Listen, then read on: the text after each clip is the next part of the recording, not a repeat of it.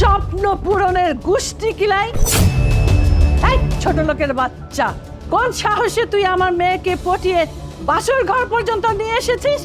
আর একটু হলে তো আমার মেয়ের সর্বনাশ হয়ে যেত। মা, তুমি এখানে? শান্ত হও, শুনো, শান্ত হও মা। তুমি এসব কি বলতেছো, কি করতেছো? আর তুমি এখানে আসলেই বা কি করে?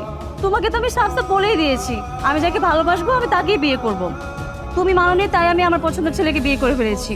মা, জীবনটা আমার, আমি ডিসাইড করব। বাসর করব তার সাথে, সংসার করব তার সাথে। এখানে তো তোমার কোনো আপত্তি থাকার কথা নয়। হ্যাঁ, তুমি তো একেবারেই ঠিক কথা বলেছো। আমরা একে অন্যকে পছন্দ করে ভালোবেসে বিয়ে করেছি, এখানে আপনার অসুবিধার কি আছে? আমি তো আমার মা বাবাকে বিয়ের প্রস্তাব দিয়েছিলাম, আমার মা বাবা কোনোভাবে বিয়ের প্রস্তাবটা গ্রহণ করেনি।